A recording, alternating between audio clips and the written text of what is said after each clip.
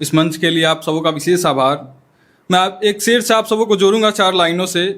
चूँकि हम कर्म प्रधान और कृषि प्रधान संस्कृति से आने वाले लोग हैं, तो सदन का व्यवहार क्या रहा है किसानों के प्रति, तो मैं साझा करता हूँ कि गरीबों की सर पर सितम ढाने वाले, गरीबों की सर पर सितम ढाने वाले, संसद में झूठी गजल गाने वाले, तुम्हारी भी दहलीज पर एक दिन, तुम्हारी भी दहलीज पर एक दिन, है आंसू से सींचे फसल जाने वाले, है आंसू से सींचे फसल जाने वाले।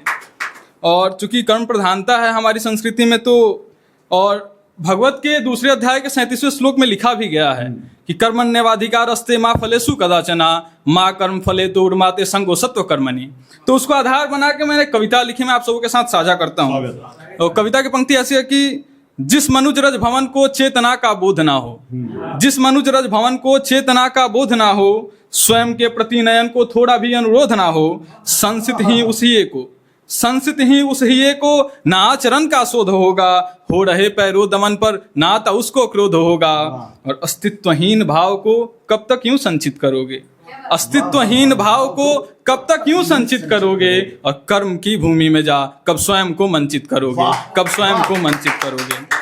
और मैं बहुत विशेष नहीं कि अंतिम कविता के साथ मैं विदा लूंगा कि वो जो फुटपाथ पे बच्चे रहते हैं, जो प्लास्टिक चुनने वाले बच्चे होते हैं, तो उन पे मैंने रचना लिखी थी, वो साझा करता हूँ। यह कि फरिश्ते आकर उनके जख्म पर मरहम लगाते हैं, फरिश्ते आकर उनके जख्म पर मरहम लगाते हैं, वो बच्चे जो गली कूचों में ठोकरें ही खाते हैं। कभी कंधों पे बोझा है, कभी आंखों में पानी है, कभी कंधों पे बोझा है, कभी आंखों में पानी है, मगर होठों पे हरदम मुस्कुराने की कहानी है।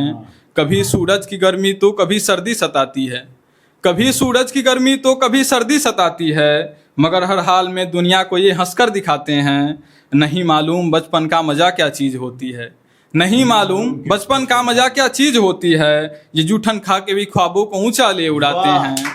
और हुए मजबूर हालातों से पर हारे नहीं अब तक, हुए मजबूर हालातों से पर हारे नहीं अब तक, ये छोटे हाथ अपने रास्ते खुद ही बनाते हैं, ये छोटे हाथ अपने रास्ते खुद ही बनाते हैं। बहुत शुक्रिया।